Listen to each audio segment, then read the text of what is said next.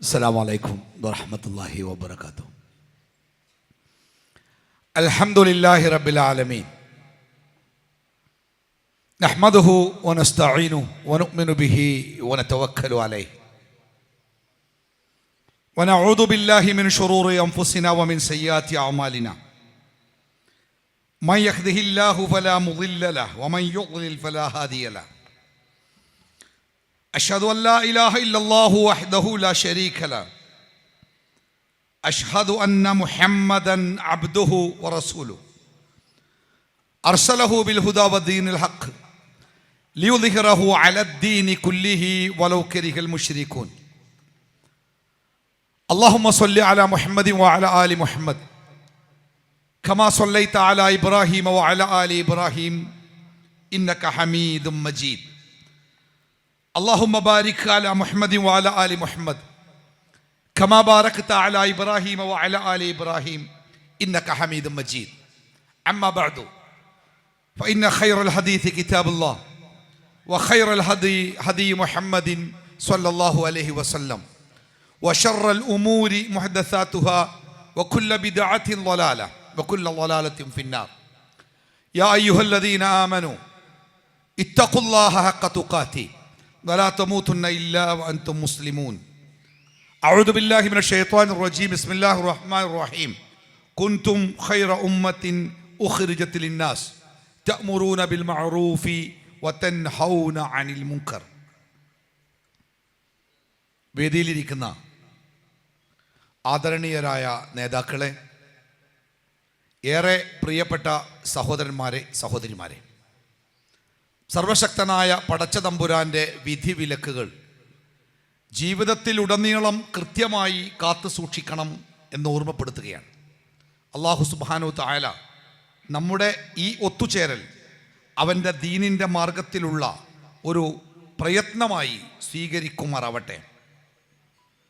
അത്യുജ്വലമായ ഒരു അധ്യക്ഷ പ്രസംഗമാണ് നമ്മൾ കേട്ടത്. ചില പ്രസംഗങ്ങളൊക്കെ നമ്മൾ കേട്ടിരുന്നു പോകും. അത്തരത്തിലുള്ള ഒരു സംസാരം ഈ പ്രസ്ഥാനത്തിൻ്റെ പോയ കാലത്തെക്കുറിച്ച് മനോഹരമായി നമ്മൾ കേട്ടു. മുജാഹിദ് പ്രസ്ഥാനം എന്ന് പറയുമ്പോൾ നമ്മളെ കേരളക്കരയിലെ മുസ്ലിങ്ങളല്ലാത്ത ആളുകൾ പോലും ആ മുജാഹിദ് പ്രസ്ഥാനം എന്ന ആ പ്രസ്ഥാനത്തിന് നൽകുന്ന വാക്കുകൊണ്ടുള്ള ഒരു നിർവചനം സാമൂഹിക പരിഷ്കരണത്തിൻ്റെ പ്രസ്ഥാനം എന്നാണ്. കേരളത്തിൽ മുജാഹിദ് പ്രസ്ഥാനം ഉണ്ടാക്കിയ മാറ്റങ്ങൾ അറിയണമെങ്കിൽ നിങ്ങൾ സൊവനീറുകളും അതേപോലെ ഗ്രന്ഥങ്ങളുമൊന്നും വായിച്ചു നോക്കേണ്ടതില്ല. നമ്മുടെ തൊട്ടടുത്ത സംസ്ഥാനങ്ങളായ തമിഴ്നാട്ടിലേക്കോ കർണാടകയിലേക്കോ ആന്ധ്രയിലേക്കോ ഒക്കെ ഒന്ന് വണ്ടി കയറുക. എന്നിട്ട് ആ സംസ്ഥാനങ്ങളിലെ മുസ്ലിം ഭൂരിപക്ഷ ഗ്രാമങ്ങളിലൂടെ വെറുതെ ഒന്ന് സഞ്ചരിക്കുക. വെറുതെ, പ്രത്യേകിച്ച് ഒന്നും വേണ്ട, വെറുതെ അങ്ങനെ സഞ്ചരിക്കുക. സാധിക്കുമെങ്കിൽ അവരുടെ ഭാഷ അറിയുമെങ്കിൽ നിങ്ങളുടെ ചുറ്റുഭാഗത്തുള്ള മുസ്ലിം സമൂഹത്തിൽപ്പെട്ട ആളുകളോട് വെറുതെ ചില കാര്യങ്ങൾ സംസാരിക്കുക. അവരുടെ ദീനിനെക്കുറിച്ച്, അവരുടെ ജീവിത നിലവാരത്തെക്കുറിച്ച്, അവരുടെ വിദ്യാഭ്യാസ നിലവാരത്തെക്കുറിച്ച്, അവരുടെ രാഷ്ട്രീയ ബോധത്തെക്കുറിച്ചൊക്കെ വെറുതെ ഒന്ന് സംസാരിക്കുക. നിങ്ങൾക്ക് ബോധ്യമാകും കേരളത്തിലെ മുസ്ലിങ്ങൾ എവിടെയാണ് ജീവിക്കുന്നത് എന്ന്. പൊതുവെ കേരളത്തിലെ ജനങ്ങളുടെ ജീവിത നിലവാരത്തിനെ യൂറോപ്യൻ ജീവിത നിലവാരവുമായിട്ടാണ് ലോകം ബന്ധപ്പെടുത്തുന്നത്. ഇന്ത്യയിലെ മറ്റു സംസ്ഥാനങ്ങൾ കേരളത്തെക്കാൾ സാമ്പത്തികമായിട്ടൊക്കെ ഒരുപാട് മേലെയാണ്. തമിഴ്നാടും കർണാടകയൊക്കെ നമ്മളെക്കാൾ ഒരുപാട് മേലെയാണ്. പക്ഷേ സാമ്പത്തികമായി ഒരുപാട് മേലെയാണെങ്കിലും ആ നാട്ടിലെ മനുഷ്യന്മാരുടെ, ജാതി മതമൊന്നുമില്ല, പൊതുവെ കേരളത്തിലെ മനുഷ്യരുടെ ജീവിത നിലവാരം എന്ന് പറയുന്നത് ഇന്ത്യയിലെ ഏറ്റവും ഉയർന്ന ജീവിത നിലവാര സൂചിക രേഖപ്പെടുത്തുന്നുണ്ട്.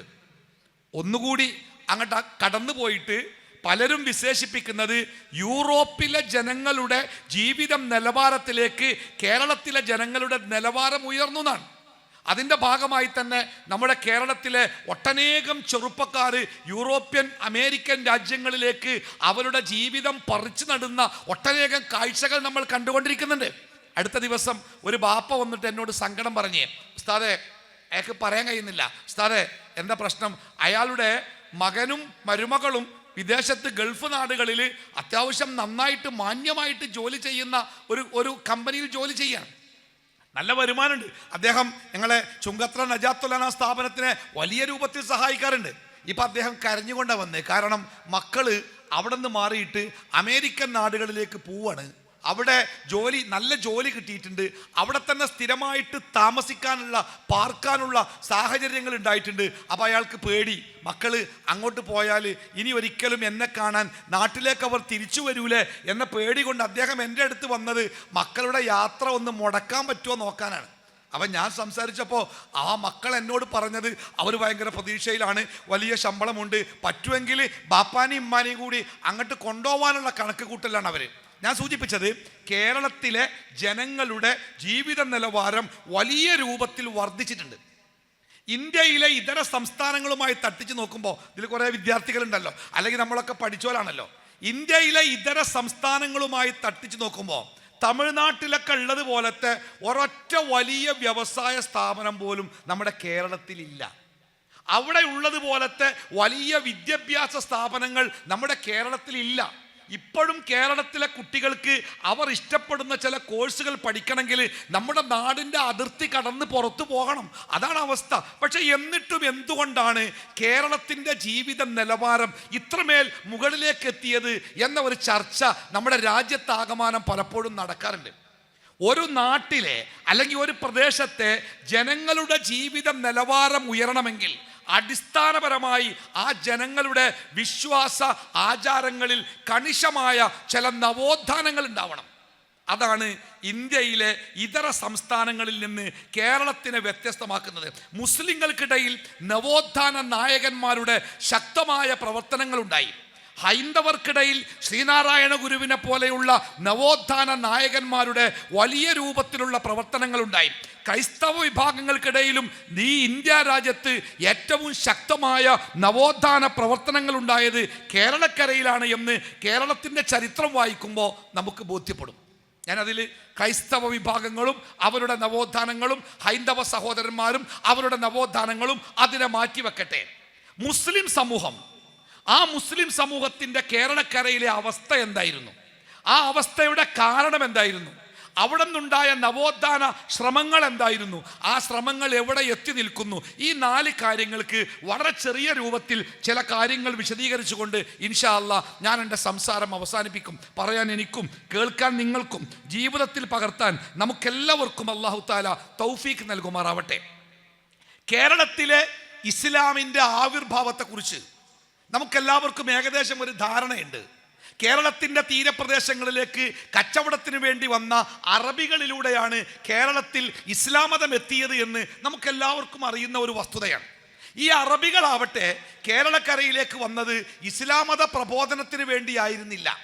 അവർ തീർത്തും കച്ചവടത്തിന് വേണ്ടി മാത്രം വന്നവരായിരുന്നു നമ്മുടെ നാട്ടിലേക്ക്. ആ കാലഘട്ടം 8-ാം നൂറ്റാണ്ടിൽ നബി സല്ലല്ലാഹു അലൈഹി വസല്ലമ തൻ്റെ പ്രബോധന പ്രവർത്തനങ്ങൾ നടത്തുന്നത് 8-ാം നൂറ്റാണ്ടിലാണ്. ആ 8-ാം നൂറ്റാണ്ടിൽ തന്നെ കേരളത്തിലേക്ക് മുസ്ലിം കച്ചവടക്കാർ എത്തിയിട്ടുണ്ട് എന്നാണ് ഏകദേശ ധാരണ. അതിന് കൃത്യമായ കണക്കോ കൊല്ലോ മാസോ ഒന്നും ആരും എവിടെയും രേഖപ്പെടുത്തി വെച്ചിട്ടില്ല. അതുകൊണ്ട് തന്നെ അതിൻ്റെ തീയതികളൊന്നും നമുക്ക് വ്യക്തമായിട്ട് കിട്ടാനുമില്ല. എന്തായിരുന്നാലും കേരളത്തിലേക്ക് കച്ചവടത്തിന് വേണ്ടി വന്ന അറബികളിലൂടെ കേരളത്തിൻ്റെ തീരപ്രദേശങ്ങളിൽ ആദ്യമായിട്ട് ഇസ്ലാമിൻ്റെ വേരുകൾ പതുക്കെ മണ്ണിൽ ആഴ്ന്നിറങ്ങുവാൻ തുടങ്ങി. ഇവിടെ നമ്മൾ മനസ്സിലാക്കേണ്ട പ്രധാനപ്പെട്ട സംഗതി, കേരളത്തിലേക്ക് വന്ന അറബികൾ കേരളത്തിൽ ഇസ്ലാം മതത്തിൻ്റെ പ്രബോധനത്തിന് വേണ്ടി ഒരു പ്രബോധന സംരംഭവും അവർ നടത്തിയിട്ടില്ല. വഅ്ള് പറഞ്ഞിട്ടില്ല, ഖുർആൻ ക്ലാസ് നടത്തിയിട്ടില്ല, സമ്മേളനം നടത്തിയിട്ടില്ല, സംഘടന ഉണ്ടാക്കിയിട്ടില്ല, ഒന്നും ഉണ്ടാക്കിയിട്ടില്ല. പക്ഷെ കേരളക്കരയിൽ അവരിലൂടെ ഇസ്ലാമിൻ്റെ സൗരഭ്യം പെട്ടെന്ന് പടർന്നു പിടിക്കാൻ തുടങ്ങി. കാരണം എന്തായിരുന്നു അറിയോ? ആ കാലഘട്ടത്തിലെ കേരളത്തിലെ ജനങ്ങളുടെ ജീവിത സാഹചര്യം, തൊട്ടുകൂടായ്മയും തീണ്ടിക്കൂടായ്മയും അയിത്തവുമൊക്കെ അതിൻ്റെ മൂർധന്യാവസ്ഥയിൽ നിലനിൽക്കുന്ന ഒരു കാലഘട്ടം. മേൽജാതിക്കാരൻ്റെ കൺവെട്ടത്ത് പോലും കീഴ്ജാതിക്കാരൻ കാണാൻ പാടില്ലാത്ത ഒരു കാലഘട്ടം. നമ്മളൊക്കെ ഈ കുട്ടികൾക്കൊക്കെ അറിയാം, ഒരുപക്ഷെ ചരിത്രം വായിക്കുമ്പോൾ അവർ പഠിച്ചിട്ടുണ്ടാവും. മേൽജാതിക്കാരൻ്റെ വീട്ടിൽ പണിക്ക് പോകുന്ന കീഴ്ജാതിക്കാരന് ഭക്ഷണം കൊടുക്കുന്നത് പാത്രങ്ങളിലല്ല, വീട്ടിലെ മുറ്റത്തിൻ്റെ അങ്ങേയറ്റത്ത് നിലത്ത് മണ്ണിൽ ഒരു കുഴി കുഴിച്ചിട്ട് ആ കുഴിയിലേക്ക് വാഴയിലകൾ ഇറക്കി വെച്ച് അതിലേക്ക് ഒഴിച്ചു കൊടുക്കുന്ന വറ്റുകുറഞ്ഞ കഞ്ഞി പ്ലാവിൻ്റെ ഇല കൊണ്ട് കുമ്പിള് കുത്തിയിട്ട് മുക്കി കുടിക്കണം. മേൽജാതിക്കാരൻ നടന്നു പോകുന്ന വഴിയിൽ കീഴ്ജാതിക്കാരൻ നടക്കാൻ പാടില്ല. അഥവാ കീഴ്ജാതിക്കാരൻ നടക്കുകയാണെങ്കിൽ അവൻ്റെ പിൻഭാഗത്തെ ഒരു കയറിൽ ഒരു ചൂല് കെട്ടിവെക്കണം എന്നാ. എന്തിനറിയോ? ഈ കീഴ്ജാതിക്കാരൻ നടക്കുമ്പോൾ അവൻ്റെ കാൽപാദങ്ങൾ മണ്ണിൽ ആ പാദങ്ങൾ അടയാളമുണ്ടാക്കും. ആ അടയാളങ്ങളിൽ മേൽജാതിക്കാരൻ ചവിട്ടിയാൽ അതവൻ അയിത്തമാകും. അതുകൊണ്ട് കീഴ്ജാതിക്കാരൻ്റെ കാലടയാളങ്ങൾ മാഞ്ഞു പോകാൻ ഒരു ചൂലിങ്ങനെ പിന്നാലെ കെട്ടി വലിച്ചുകൊണ്ട് നടക്കണം എന്നാ. കീഴ്ജാതിക്കാരൻ്റെ കഴുത്തിൽ കയറ് കെട്ടിയിട്ട് ഒരു ചിരട്ട കെട്ടിയിട്ട് അതിൽ മണ്ണിട്ട് വെക്കും. എന്തിനറിയോ? കീഴ്ജാതിക്കാരൻ മണ്ണിൽ തുപ്പാൻ പാടില്ല, തുപ്പിയാൽ മണ്ണ് അശുദ്ധമാകും. അതുകൊണ്ട് തുപ്പുന്നത് ഈ ചിരട്ടയിലേക്കാക്കണം. കീഴ്ജാതിക്കാരന് സ്വന്തമായിട്ട് സ്വത്തോ ഭൂമിയോ ഉണ്ടാക്കാൻ പാടില്ല. അവനുണ്ടാക്കുന്ന ഭൂമിയിലെ അവൻ്റെ കാർഷിക വിഭവങ്ങൾ അവൻ്റേതല്ല, മേൽജാതിക്കാരൻ്റെതാ. വാഴക്കൊല എന്ന ഒരു കവിത വായിച്ചിട്ടില്ല നിങ്ങൾ? കീഴ്ജാതിക്കാരൻ കഷ്ടപ്പെട്ട് വളർത്തിയെടുത്ത് ഓരോ പ്രാവശ്യം വാഴക്കൊലയുടെ കായ മൂത്തു വരുമ്പോഴും പ്രതീക്ഷയോടുകൂടി അവൻ നോക്കി വെക്കെ ഒരിക്കൽ അവൻ്റെ ജന്മി വന്നിട്ട് ആ കൊലയും വെട്ടിപ്പോയ കണ്ണീരിൻ്റെ നനവുള്ള കവിത വായിക്കാത്ത ആരും നമ്മുടെ കൂട്ടത്തിലുണ്ടാവൂല. അത്രമാത്രം ഐത്വവും മനുഷ്യന്മാരെ തമ്മിൽ വർഗത്തിൻ്റെ വർണ്ണത്തിൻ്റെ ജാതിയുടെ പേരിൽ വേർതിരിച്ചു നിർത്തുന്ന മൃഗീയമായ ഒരവസ്ഥ കേരളക്കരയിൽ ഉണ്ടായിരുന്നു. ആ കേരളത്തിലേക്കാണ് നല്ല 7 അടി വലിപ്പമുള്ള സ്വർണത്തിൻ്റെ നിറമുള്ള കണ്ടാൽ ആരും നോക്കി നിൽക്കുന്ന അറബി കച്ചവടക്കാർ കയറി വന്നത്. ആ അറബി കച്ചവടക്കാർ അവരുടെ ജോലിക്കാരായ കീഴ്ജാതിക്കാരുടെ തോളിൽ കൈയിട്ട് പിടിച്ചു, അവരെ ചേർത്തു പിടിച്ചു, അവരുടെ വീടുകളിൽ പോയി ഇരുന്നു, അവരുടെ ചാണകം മെഴുകിയ വരാന്തകളിൽ അവർ ഭക്ഷണം കഴിക്കാൻ ഇരുന്നു. അവർ വിളമ്പിക്കൊടുത്ത ഭക്ഷണം സ്വാദോടുകൂടി കഴിച്ചു. അവർ വിരിച്ചു കൊടുത്ത കൈതോലപ്പായകളിൽ അവർ സമാധാനത്തോടെ കിടന്നുറങ്ങി. നമ്മുടെ നാട്ടിലെ കീഴ്ജാതിക്കാർക്ക് അതൊരു അത്ഭുതമായിരുന്നു. അവർ ചോദിച്ചു ഈ അറബികളോട്, ഞങ്ങളുടെ നാട്ടിലെ മേൽജാതിക്കാർ ഉയർന്ന തറവാട്ടുകാർക്ക് ഞങ്ങൾ മനുഷ്യരല്ല, പക്ഷേ നിങ്ങൾക്കെങ്ങനെ ഞങ്ങൾ മനുഷ്യരായി? ആ ചോദ്യത്തിന് അറബികൾ കൊടുത്ത ഒരു മറുപടിയുണ്ട്. ആ ഒരൊറ്റ മറുപടിയാണ് കഴിഞ്ഞ ഖത്തറിൽ നടന്ന വേൾഡ് കപ്പിൻ്റെ ഉദ്ഘാടന മൈതാനിയിൽ ലോകം മുഴുവനും അത്ഭുതത്തോട് കേട്ട മറുപടി. എന്താണ് ആ മറുപടി എന്നറിയാം?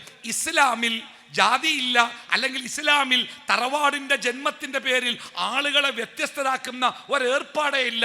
ഇസ്ലാമിൻ്റെ കാഴ്ചപ്പാടിൽ മനുഷ്യരേ ഉള്ളൂ, എല്ലാവരും മനുഷ്യരാണ്. യാ അയ്യുഹന്നാസ്, മനുഷ്യരെ, ഇന്നാ ഖലഖനാകും മിൻ ദക്കരിൻ വഉൻസ വജഅൽനാകും ശുഊബൻ വഖബായില ലിതഅറഫു. വിശുദ്ധ ഖുർആൻ ലോകത്ത് നടത്തിയ ഏറ്റവും വലിയ സാമൂഹ്യ നവോത്ഥാന പ്രവർത്തനം മനുഷ്യരെ ഒന്നായി കാണുന്ന പ്രക്രിയയാണ്. നിങ്ങൾക്കറിയില്ലേ, അറബികൾ ഗോത്രത്തിന്റെ പേരിൽ വംശത്തിന്റെ പേരിൽ ഏറെ അഹങ്കരിക്കുന്നവരായിരുന്നു. ഞങ്ങളുടെ ഗോത്രമാണ്, ഞങ്ങളുടെ വംശമാണ്, ഞങ്ങൾ ഖുറൈശികളാണ്, ഞങ്ങൾ അറബികളാണ് എന്നൊക്കെ പ്രത്യേകമായി ഗോത്രത്തിന്റെ പേരിൽ അഹങ്കരിക്കുന്ന അറബി കാരണവന്മാരുടെ മുഖത്ത് നോക്കിയിട്ടല്ലേ അള്ളാഹുവിൻ്റെ റസൂൽ പറഞ്ഞത്, മനുഷ്യരെ, അറബിക്ക് അനറബിയെക്കാളോ അനറബിക്ക് അറബിയെക്കാളോ ഒരു പ്രത്യേകതയുമില്ല. എവിടെയാ പറഞ്ഞത്? അമേരിക്കയിൽ പോയിട്ടല്ല പറഞ്ഞത്. തൻ്റെ നാട്ടിലെ ഗോത്രത്തിൻ്റെയും വംശത്തിൻ്റെയും പേരിൽ അഹങ്കരിക്കുന്ന അറബി കാരണവന്മാരുടെ മുഖത്തേക്ക് ചൂണ്ടിയിട്ടാണ് അള്ളാഹുവിൻ്റെ ഹബീബ് പറഞ്ഞത്, ഒരറബിക്ക് ഒരനറബിയേക്കാൾ, ഒരു കറുത്തവന് ഒരു വെളുത്തവനേക്കാൾ ഒരു പ്രത്യേകതയും ഈ ലോകത്തില്ല. ഇന്നാ അക്രമക്കും ഇൻദല്ലാഹി അത്ഖാക്കും. അള്ളാഹുവിൻ്റെ അടുക്കൽ ഒരു മനുഷ്യൻ ശ്രേഷ്ഠനാകുന്നത് അവൻ്റെ ജാതിയുടെ, ജനിച്ച വീടിൻ്റെ, തറവാടിൻ്റെ, നിറത്തിൻ്റെ, ജോലിയുടെ അടിസ്ഥാനത്തിലല്ല. അവൻ അള്ളാഹുവിൻ്റെ അടുക്കൽ ശ്രേഷ്ഠനാകുന്നത് അവൻ്റെ ജീവിതത്തിലെ സൂക്ഷ്മതയുടെ, അള്ളാഹുവുമായുള്ള ബന്ധത്തിൻ്റെ അടിസ്ഥാനത്തിലാണ്. നോക്കൂ, പ്രവാചകന്റെ കാലത്തെ സാഹിർ എന്ന് പേരുള്ള ഒരു ചെറുപ്പക്കാരൻ, ചരിത്രത്തിൽ നമുക്ക് അദ്ദേഹത്തെ തെരഞ്ഞാൽ കാണൂല. കാരണം സാഹിർ ഒരു കറുത്ത ചെറുപ്പക്കാരനാണ്. ചുരുണ്ട മുടിയും പതിഞ്ഞ മൂക്കും കുറിയ നിറവും മുഖത്ത് ഇത്തിരി വൈരൂപ്യമൊക്കെയുള്ള, പെട്ടെന്ന് ആരും ശ്രദ്ധിക്കാത്ത, കാണാൻ ഭംഗിയില്ലാത്ത ഒരു സാധാരണ ഒരു അടിമ ചെറുക്കനാണ് ഈ സാഹിർ. പക്ഷേ അദ്ദേഹത്തിന് ഇസ്ലാമിനോട് വലിയ സ്നേഹമാണ്, പ്രവാചകനോട് വലിയ സ്നേഹമാണ്, ഇസ്ലാമിൻ്റെ കാര്യങ്ങളിൽ അദ്ദേഹത്തിന് വലിയ താല്പര്യമാണ്. ഒരിക്കൽ സാഹിർ പണിയെടുക്കുന്നുണ്ട്. തൻ്റെ യജമാനൻ്റെ കീഴിൽ നാൽക്കാലികളെക്കാൾ അദ്ദേഹം ഏറെ കഷ്ടപ്പെട്ട് പണിയെടുക്കുക. അദ്ദേഹത്തിൻ്റെ കറുത്ത ശരീരത്തിലൂടെ വിയർപ്പിങ്ങനെ വളഞ്ഞു പൊളഞ്ഞൊഴുകുന്ന വിയർപ്പിൻ്റെ ചെറിയ അരുവികളുണ്ട്. അദ്ദേഹം പണിയെടുത്ത് ക്ഷീണിച്ചിട്ടുണ്ട്. അദ്ദേഹത്തെ ആരും കാണുന്നില്ല, ആരും പരിഗണിക്കുന്നില്ല. അടിമയാണ്, ആര് നോക്കാനാ? സാഹിർ അങ്ങനെ വെയിലത്ത് കത്തിയെറിഞ്ഞ് പണിയെടുക്കുക. നബി സല്ലല്ലാഹു അലൈഹി വസല്ലമ സാഹിറിന്റെ പിന്നിൽ ചെന്നിട്ട് ഒരു കൈ കൊണ്ട് അദ്ദേഹത്തിന്റെ 2 കണ്ണുകൾ പൊത്തിപ്പിടിച്ചു. പിന്നെ മറു കൈ കൊണ്ട് അദ്ദേഹത്തെ തൻ്റെ ശരീരത്തോട് ചേർത്ത് പിടിച്ചു. നമ്മളൊക്കെ ഒരാളുടെ കണ്ണ് പൊത്തിപ്പിടിക്കലപ്പെടാം. നമുക്ക് അത്രയും സ്നേഹമുള്ള ഒരാൾ കാണുമ്പോഴല്ലേ, നമുക്ക് അത്ര ഇഷ്ടമുള്ള സ്നേഹമുള്ള ഒരാളെ, നമുക്ക് അത്രത്തോളം സ്വതന്ത്രമായിട്ട് ഇടപഴകാൻ ധൈര്യമുള്ള ഒരാളെ കാണുമ്പോഴല്ലേ നമ്മൾ അയാൾ കാണാതെ അയാളുടെ കണ്ണ് പൊത്തിപ്പിടിച്ച് ആരാന്നറിയോ എന്ന് ചോദിക്കാറുണ്ടല്ലേ. സ്നേഹത്തിൻ്റെ അങ്ങേ തലക്കലാണത്. ഇന്നിപ്പോൾ ബാപ്പാക്ക് മക്കളെ കണ്ണുപോലും പൊത്തിപ്പിടിക്കാൻ പേടിയാണ്. കാരണം മക്കൾ പറയുന്ന മറുപടി എന്താന്ന് ബാപ്പാക്ക് നേരത്തെ കണക്കൂട്ടാൻ കഴിയില്ല. അതൊക്കെ സ്നേഹത്തിൻ്റെ ഒരു കാലഘട്ടമായിരുന്നു. പ്രവാചകൻ സാഹിറിൻ്റെ കണ്ണ് പൊത്തിപ്പിടിച്ചപ്പോൾ സാഹിർ ബേജാറായി. എൻ്റെ കണ്ണ് പൊത്തിപ്പിടിക്കാൻ, എന്നെ സ്നേഹിക്കാൻ, എന്നെ പരിഗണിക്കാൻ ഈ മരുഭൂമിയിൽ ആരാ ഉള്ളത്? സാഹിർ ആകപ്പാട് അമ്പരന്ന് അയാൾ വിളിച്ചു പറഞ്ഞു, എന്നെ വിടൂ, എന്നെ വിടൂ, ആരാണ് എന്നെ പിടിച്ചിരിക്കുന്നത്? ആരാണ് എൻ്റെ കണ്ണ് പൊത്തിയത്? അയാളാകെ ബേജാറായി. നബി സല്ലല്ലാഹു അലൈഹി വസല്ലമ സാഹിറിൻ്റെ കണ്ണ് പൊത്തിയ കൈകൾ പതുക്കെ തിരിച്ചെടുത്ത് തൻ്റെ മുഖം സാഹിറിൻ്റെ മുഖത്തോട് ചേർത്ത് വെച്ചു. സാഹിർ അമ്പരന്ന് പോയി. തൻ്റെ മുഖത്തോട് ചേർന്ന് നിൽക്കുന്നത് അഷ്റഫുൽ ഖൽഖായ മുഹമ്മദ് മുസ്തഫ സല്ലല്ലാഹു അലൈഹി വസല്ലമയുടെ മുഖം. സാഹിറാകെ മുഖം വിവർണമായി. അദ്ദേഹം ബേജാറായി. അദ്ദേഹത്തിൻ്റെ മനസ്സിൽ മുഖത്ത് സന്തോഷമാണോ സങ്കടമാണോ വല്ലാത്ത ഒരവസ്ഥ. ഉടനെ നബി സല്ലല്ലാഹു അലൈഹി വസല്ലമ തമാശക്ക് ഉറക്കെ വിളിച്ചു പറഞ്ഞു, ദാ ഒരു സാധനം വിൽക്കാണ്ട്. മാർക്കറ്റാണല്ലോ അല്ലേ, മാർക്കറ്റാണ്, പലരും പല സാധനം വിൽക്കുന്നുണ്ട്. നബി സല്ലല്ലാഹു അലൈഹി വസല്ലമ സാഹിറിന്റെ കൈ ഇങ്ങനെ പിടിച്ചിട്ട് തമാശക്ക് പറഞ്ഞു, ദാ ഒരു സാധനം വിൽക്കാണ്ട് ട്ടോ, ആർക്കാ വേണ്ടത്? നല്ല വില കിട്ടിയാ വിൽക്കും. സാഹിർ സങ്കടത്തോടു കൂടി പറഞ്ഞു, റസൂലെ എനിക്കാര് വില കാണാനാ? കറുത്തവൻ, കാണാൻ ചന്തമില്ലാത്തവൻ, ആർക്കും വേണ്ടാത്തവൻ, വെറും അടിമ, എനിക്കെന്ത് വിലയാണ് പ്രവാചകരെ ഉള്ളത്? നബി സല്ലല്ലാഹു അലൈഹി വസല്ലമ സാഹിറിൻ്റെ കാതിൽ സ്വകാര്യം പോലെ പറഞ്ഞൊരു വാക്കുണ്ട്, സാഹിർ, താങ്കൾ അള്ളാഹുവിൻ്റെ അടുക്കൽ ഭയങ്കര വിലയുള്ളവനാണ്. താങ്കൾ അള്ളാഹുവിൻ്റെ അടുക്കൽ ഭയങ്കര വിലയുള്ളവനാണ്. അതെങ്ങനെ പ്രവാചകൻ അറിഞ്ഞത്? അത് അള്ളാഹു വഹി മുഖേന അറിയിച്ചതാണ്. സാഹിർ അള്ളാഹുവിൻ്റെ അടുക്കൽ ഏറ്റവും സൂക്ഷ്മശാലിയായപ്പോൾ അള്ളാഹുവിൻ്റെ അടുക്കൽ അദ്ദേഹത്തിന് ഏറെ വിലയുണ്ടായി. ഇതാണ് ഇസ്ലാമിൻ്റെ കാഴ്ചപ്പാട്. ഈ അറബികൾ കേരളത്തിൽ വന്ന് കേരളത്തിലെ തൊട്ടുകൂടായ്മയുടെ പേരിൽ വിട്ടുനിൽക്കുന്ന ആ സാധുക്കളോട് പറഞ്ഞു, ഇസ്ലാമിൽ തൊട്ടുകൂടാത്തവനില്ല, അകറ്റി നിർത്തേണ്ടവരില്ല, എല്ലാവരും മനുഷ്യരാണ്, എല്ലാവരും ഒരു മാതാവിൻ്റെയും പിതാവിൻ്റെയും മക്കളാണ്.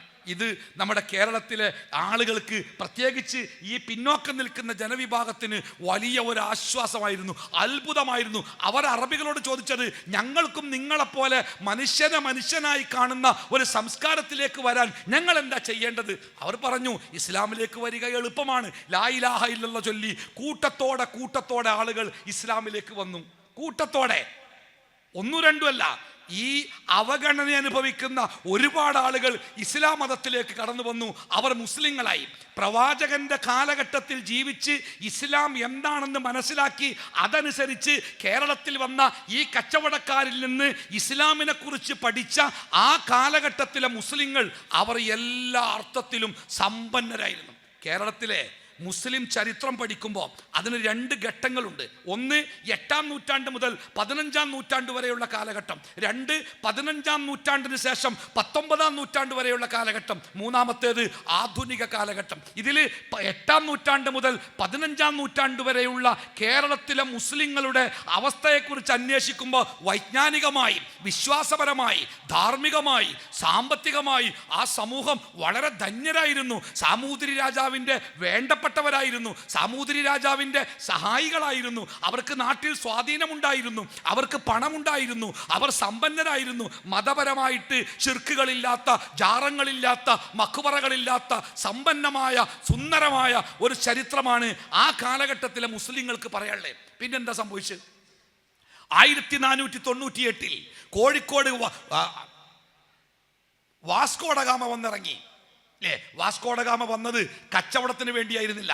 നൂറ്റാണ്ടുകളായി ലോകത്ത് നിലനിൽക്കുന്ന കുരിശ് യുദ്ധത്തിന്റെ ഭാഗമായി യൂറോപ്യൻ ക്രൈസ്തവ സമൂഹത്തിന്റെ തീരുമാനമായിരുന്നു മുസ്ലിങ്ങളുടെ സാമ്പത്തിക അഭിവൃദ്ധി ഇല്ലാതാക്കുക, മുസ്ലിങ്ങളുടെ സാമ്പത്തികമായ സ്രോതസ്സുകളെ മുറിച്ചു കളയുക. ആ ഉദ്ദേശത്തോടു കൂടിയാണ് ആ യൂറോപ്യൻ യൂണിയന്റെ അക്കാലത്തെ അതിൻ്റെ ഭരണപരമായ നേതൃത്വം കൈയാളിയിരുന്ന പോർച്ചുഗീസ് രാജാവിൻ്റെ നിർദ്ദേശപ്രകാരം വാസ്കോഡഗാമ കാപ്പാട് വന്ന് കപ്പലിറങ്ങിയത്. വാസ്കോഡഗാമ തൻ്റെ ഉദ്ദേശം ഭംഗിയായി നിർവഹിച്ചു. സാമൂതിരിയും അറബി കച്ചവടക്കാരും തമ്മിലുള്ള കച്ചവടം അദ്ദേഹം നിർത്തിച്ചു, സാമൂതിരിയെ സ്വാധീനിച്ചു. സാമൂതിരിയുടെ കച്ചവടം പോർച്ചുഗീസുകാർ നേരിട്ട് ഏറ്റെടുത്തു. അറബികൾക്ക് കേരളത്തിൻ്റെ തീരപ്രദേശങ്ങളിൽ കച്ചവടത്തിന് വരാൻ പറ്റാതായി, അവർ വരാതെയായി, കച്ചവടം നിർത്തി. അപ്പം എന്താ സംഭവിച്ചു അറിയങ്ങൾ? ഈ അറബി കച്ചവടക്കാരുടെയും സാമൂതിരി രാജാവിൻ്റെയും ഇടയിൽ ഇടനിലക്കാരായി നിന്നവരായിരുന്നു ആ കാലഘട്ടത്തിലെ മുസ്ലിങ്ങൾ. ആ മുസ്ലിങ്ങളുടെ സാമ്പത്തിക സ്രോതസ്സുകൾ പൂർണ്ണമായി നിലച്ചു. അറബികൾ വരാതായി, കച്ചവടം ഇല്ലാതായി. ഇവിടുത്തെ കച്ചവടം മുഴുവനും ഈ പോർച്ചുഗീസുകാർ നേരിട്ട് ഏറ്റെടുത്തു. അഥവാ കച്ചവടം ചെയ്ത് ജീവിക്കാൻ മാത്രം അറിയുന്ന ആ മുസ്ലിങ്ങൾക്ക് അവരുടെ വരുമാനത്തിൻ്റെ മാർഗങ്ങൾ മുഴുവനും അടഞ്ഞുപോയി. മാത്രമല്ല, വൈദേശികരുടെ ക്രൂരമായ അക്രമങ്ങൾക്ക് മുസ്ലിങ്ങൾ വിധേയരായി. നിങ്ങൾ ചരിത്രം ഞാൻ മക്കളോട് പറയാം, എപ്പോഴെങ്കിലും പഴയ ചരിത്രം ഒന്ന് വായിച്ചു നോക്കേണ്ടി. ഹജ്ജിന് വേണ്ടി കേരളത്തിൽ നിന്നും പോയ 400 ആളുകളുള്ള ഒരു കപ്പൽ സംഘത്തെ പുറംകടലിട്ട് മണ്ണെണ്ണ ഒഴിച്ച് അവരെ കത്തിച്ച് അവർ കത്തിത്തീരുന്നത് വരെ പോർച്ചുഗീസ് നാവികന്മാർ അവരുടെ കപ്പലുകളിൽ ആഹ്ലാദ നൃത്തം ചവിട്ടിയ സങ്കടത്തിൻ്റെ കഥകൾ ചരിത്രങ്ങളിൽ നമുക്ക് വായിക്കാൻ കിട്ടും.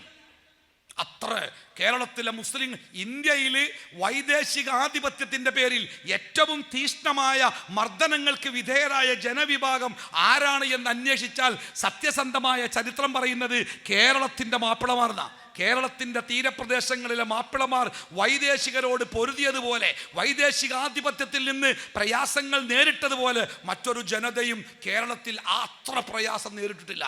അങ്ങനെ അവസാനം കേരളത്തിൻ്റെ തീരപ്രദേശങ്ങളിലെ മുസ്ലിങ്ങൾക്ക് തീരപ്രദേശങ്ങളിൽ ജീവിക്കാൻ കഴിയാതെ വന്നപ്പോൾ അവർ ഉൾനാടുകളിലേക്ക് പുഴകളിലൂടെ ചങ്ങാടം കെട്ടി ഉൾനാടുകളിലേക്ക് താമസം മാറ്റിയിരുന്ന ചാലിയാറിൻ്റെ കടലുണ്ടി പുഴയിലൂടെ അവർ ഉൾഗ്രാമങ്ങളിലേക്ക് മാറി. അങ്ങനെയാണ് ഈ ചാലിയാറിൻ്റെയൊക്കെ തീരങ്ങളിൽ ഫറൂഖും വാഴക്കാടും എടവണ്ണപ്പാറയും അരീക്കോടും എടവണ്ണയും മമ്പാടും പോലത്തെ മുസ്ലിം ഭൂരിപക്ഷ ഗ്രാമങ്ങൾ ചാലിയാറിൻ്റെ തീരങ്ങളിൽ, അതേപോലെ മമ്പുറവും തിരൂരങ്ങാടിയൊക്കെ പോലെയുള്ള ഗ്രാമങ്ങൾ കടലുണ്ടിപ്പുഴയുടെ തീരങ്ങളിലൊക്കെ രൂപപ്പെട്ടതിൻ്റെ ചരിത്രം അന്വേഷിക്കുമ്പോൾ അത് എത്തി നിൽക്കുന്നത് ഈ അധിനിവേശത്തിൻ്റെ വഴികളിലൂടെയാണ്. എന്തായിരുന്നാലും ഉൾപ്രദേശങ്ങളിലേക്ക് മുസ്ലിങ്ങൾ താമസം മാറ്റി. അവിടെ 2 അപകടങ്ങളാണ് ഉണ്ടായത്. ഒന്ന്, അവർക്ക് മതപരമായ കാര്യങ്ങൾ പഠിപ്പിച്ചു കൊടുത്തിരുന്ന അറബികളുടെ വരവ് നിലച്ചതോടുകൂടി നമ്മുടെ നാട്ടിലെ ആളുകൾക്ക് മതപരമായ അവബോധം കൊടുക്കാൻ കൃത്യമായ സംവിധാനങ്ങൾ ഇല്ലാതായി, അത് അടഞ്ഞുപോയി. മാത്രമല്ല, ഈ ഉൾഗ്രാമങ്ങളിലേക്ക് കയറി വന്ന മുസ്ലിങ്ങൾ അവർ ഇവിടുത്തെ ജന്മിമാരുടെ ഭൂമി പാട്ടത്തിനെടുത്ത് ആ കൃഷിയിടങ്ങളിൽ കൃഷി ഇറക്കി അവർ ജീവിക്കാൻ തുടങ്ങി. ഓരോ വിശാലമായ വയലുകൾ, അതിൻ്റെ അടുത്ത് ചെറിയ നിസ്കാര തട്ടികൾ പോലെ സ്രാമ്പികൾ, ചെറിയ നിസ്കാര പള്ളികൾ കെട്ടി ആ പള്ളികൾ കേന്ദ്രീകരിച്ച് ഒരു സമൂഹം രൂപപ്പെട്ട് അവർ കൃഷി ചെയ്ത് ജീവിക്കാൻ തുടങ്ങി. സംഗതി ദാരിദ്ര്യമാണ്, പ്രയാസമാണെങ്കിലും അവർ മനുഷ്യന്മാരായിട്ട് ജീവിച്ചപ്പോൾ നമ്മുടെ ഉൾനാടുകളിലുള്ള താഴ്ന്ന രീതിയിൽപ്പെട്ട ആളുകൾ അവരന്നും ഐത്തത്തിൻ്റെയും മേൽക്കോയ്മയുടെയും ദുരിതങ്ങൾ അനുഭവിക്കുന്ന ആൾക്കാരായിരുന്നു. മുസ്ലിങ്ങളുടെ ഈ സുന്ദരമായ ജീവിതം കണ്ടപ്പോൾ അവർക്ക് തോന്നി, മുസ്ലിങ്ങളായാൽ കുഴപ്പമില്ലല്ലോ, ഒരു മനുഷ്യനായിട്ട് ജീവിക്കാലോ, ഒന്നുമില്ലെങ്കിൽ നമ്മുടെ വീട്ടിലെ പെണ്ണുങ്ങൾക്ക് മാന്യമായ വസ്ത്രങ്ങളും ധരിക്കാലോ, നമ്മുടെ വീട്ടിലേക്ക് മേൽജാതിക്കാരൻ അവകാശം പറഞ്ഞ് കയറി വരൂലല്ലോ. കേരളത്തിൻ്റെ ഉൾഗ്രാമങ്ങളിലെ താഴ്ന്ന വിഭാഗത്തിൽപ്പെട്ട ജനങ്ങൾ കൂട്ടത്തോടെ ഇസ്ലാമിലേക്ക് വന്നു. 1800കളിൽ ഇന്ത്യയിൽ ഉണ്ടായിരുന്ന വില്യം ലോഗൻ അദ്ദേഹത്തിൻ്റെ ചരിത്ര പുസ്തകത്തിൽ എഴുതി വെച്ച എന്താരങ്ങൾ, 10 വർഷത്തിൻ്റെ ഇടയ്ക്ക് 50,000-ഓളം ആളുകൾ ഇസ്ലാം മതം സ്വീകരിക്കുന്നതിന് ഞാൻ സാക്ഷിയായി. 10 കൊല്ലം കൊണ്ട് 50,000. അന്നത്തെ 50,000 എന്ന് പറഞ്ഞാൽ കേരളത്തിലെ മുസ്ലിം ജനസംഖ്യയുടെ വലിയ ഒരു ഭാഗമാണത്. അവർ ഇസ്ലാം മതം സ്വീകരിച്ചു, ഇസ്ലാമിലേക്ക് വന്നു. പക്ഷെ അവിടെ ഒരു സങ്കടകരമായ അവസ്ഥ ഉണ്ടായി. അവിടെയാണ് എൻ്റെ വിഷയം ആരംഭിക്കുന്നത്. അതാ പ്രസംഗമല്ല കേട്ടോ. ആ അവസ്ഥ അവിടെ ഉണ്ടാക്കിയൊരു അവസ്ഥ ഉണ്ട്. അതെന്താ നിങ്ങൾ? അതായത് ഈ ഇസ്ലാം മതത്തിലേക്ക് കയറി വന്ന ഇതര വിഭാഗത്തിൽപ്പെട്ട മതവിഭാഗങ്ങളിൽപ്പെട്ട ആളുകളുണ്ടല്ലോ, അവർക്ക് ഇസ്ലാമിക വിശ്വാസത്തിൻ്റെ വ്യത്യാസം എന്താണ്, എന്താണ് തൗഹീദ്, എന്താണ് ഈമാന്, എന്താണ് സുന്നത്ത്, എന്താണ് പ്രവാചക ചര്യ, എന്താണ് ഖുർആൻ, ഇതൊന്നും പഠിപ്പിച്ചു കൊടുക്കാൻ നമ്മുടെ നാട്ടിൽ സംവിധാനങ്ങളേ ഇല്ലായിരുന്നു. ആകപ്പാടെ മതപ്രബോധനം എന്ന് പറയുന്നത് പാതിരാത്രികളിൽ നടക്കുന്ന വയലുകളാണ്.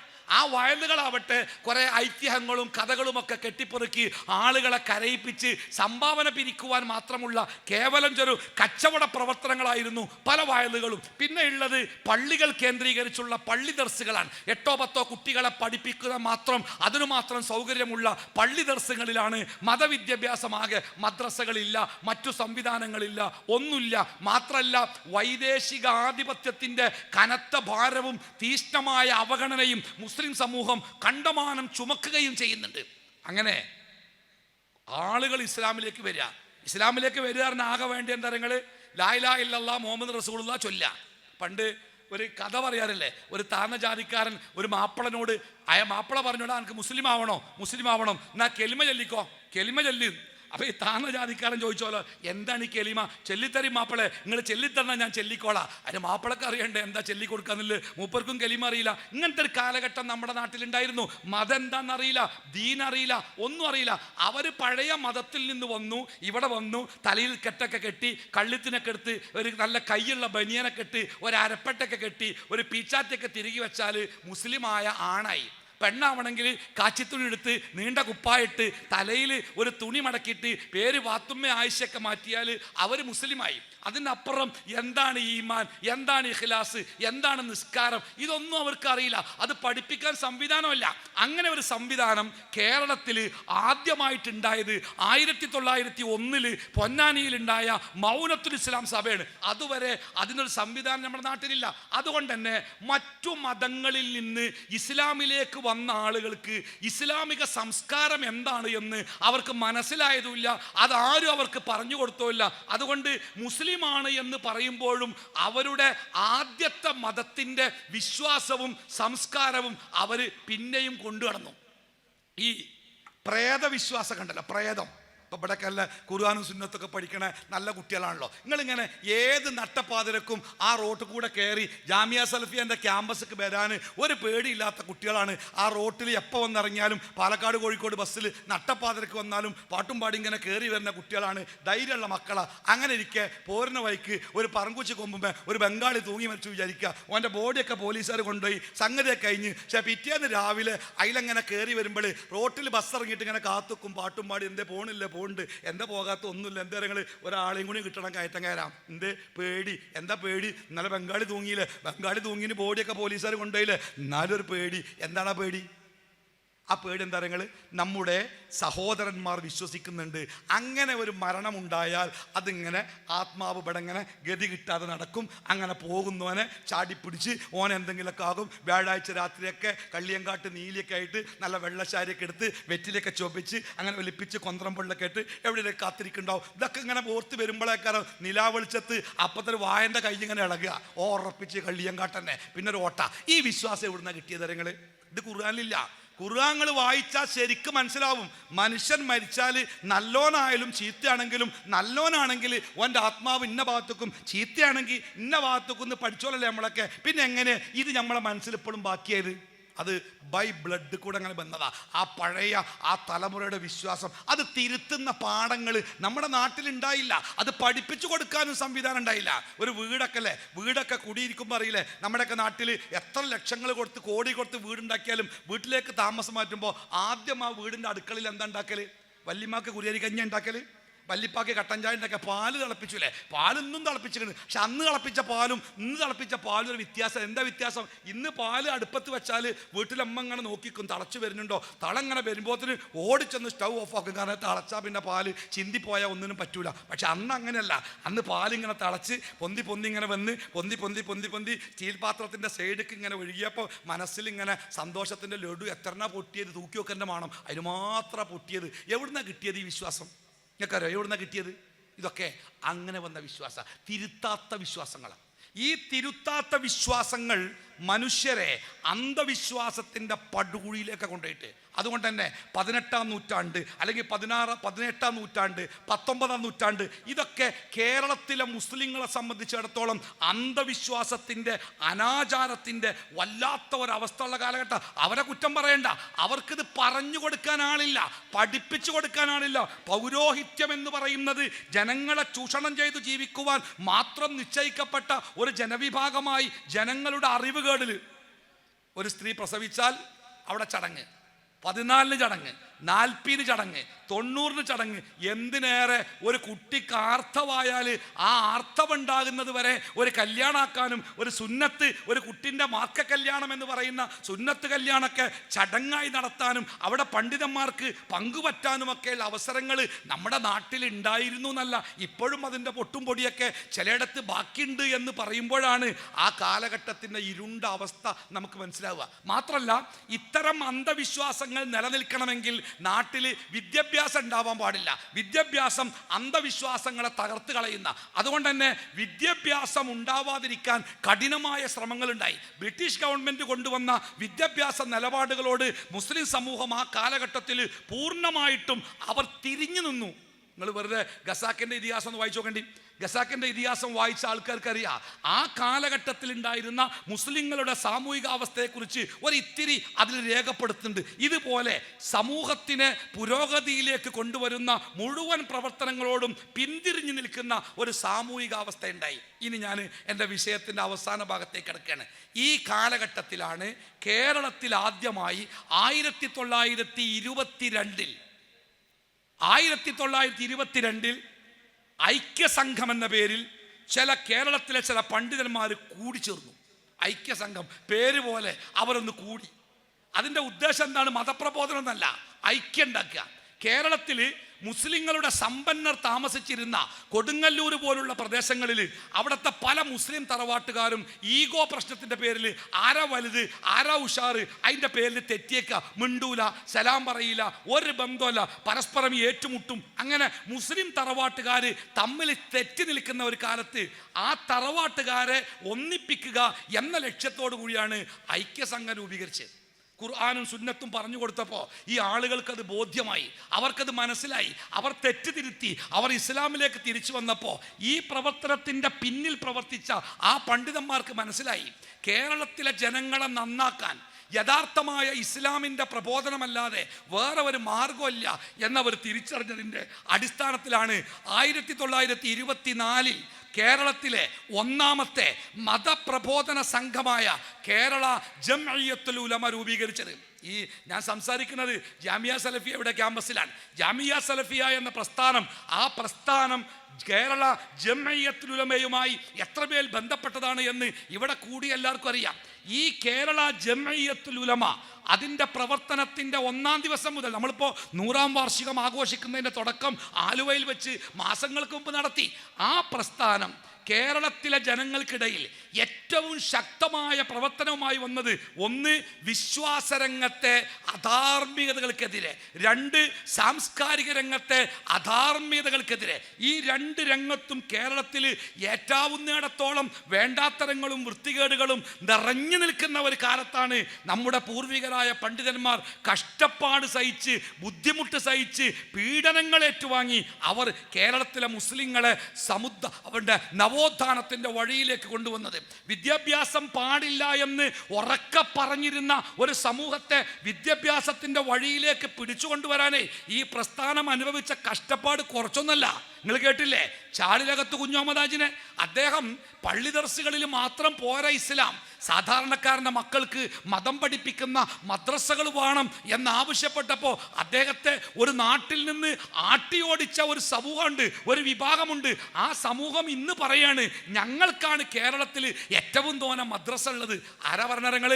മദ്രസകൾ ഉണ്ടായാൽ ആ മദ്രസയിൽ പോകുന്ന കുട്ടി നരകത്തിലേക്ക് എത്തുമെന്ന് ഉറക്കെ പറഞ്ഞവർ ഇന്നവർ സ്വയം അഭിമാനിക്കുക അവർക്കാണത്ര കേരളത്തിൽ ഏറ്റവും മദ്രസകളുള്ളത്. നമുക്ക് സന്തോഷമുണ്ട്, അവരാ വഴിയിലേക്ക് വന്നല്ലോ അല്ലേ. തിരൂരങ്ങാടിയിൽ പ്ലേഗും അതേപോലെ മാരക രോഗങ്ങൾ പിടിപെട്ട് തിരൂരങ്ങാടി ഗ്രാമത്തിലെ നൂറുകണക്കിന് മുസ്ലിം വീടുകളിൽ രക്ഷിതാക്കൾ മരിച്ചുപോയി. നോക്കാൻ ആളില്ലാത്ത കുട്ടികൾ, മരിച്ചു കിടക്കുന്ന ബാപ്പാന്റെ ഉമ്മാന്റെ ശരീരം മയ്യത്ത് കെട്ടിപ്പിടിച്ച് കരഞ്ഞ നാളുകളിൽ ആ കുട്ടികളെ ക്രിസ്ത്യൻ മിഷനറിമാര് ഗവൺമെന്റിന്റെ സഹായത്തോടെ, അന്നത്തെ ബ്രിട്ടീഷ് ഗവൺമെന്റിന്റെ സഹായത്തോടെ ആ മുസ്ലിം വീടുകളിലെ കുട്ടികളെ ദത്തെടുത്ത് കൊണ്ടുപോയി അവരുടെ സ്ഥാപനങ്ങളിൽ വളർത്തി ക്രൈസ്തവ സംസ്കാരത്തിലേക്ക് ആ മക്കളെ കൊണ്ടുപോയപ്പോൾ സമുദായത്തിന്റെ നേതാക്കന്മാർ തീരുമാനിച്ചതാ, അനാഥരാകുന്ന മുസ്ലിം കുട്ടികളെ സംരക്ഷിക്കാൻ നമുക്കൊരു ഇടം വേണം. തിരൂരങ്ങാടി യത്തീംഖാന സ്ഥാപിച്ചപ്പോഴേ യത്തീംഖാനന്റെ തൊട്ടു മുമ്പിൽ റോഡിന്റെ പക്കത്ത് യത്തീംഖാനക്കെതിരെ 10 ദിവസം നിർത്താതെ വയലു പറഞ്ഞ ഒരു വിഭാഗം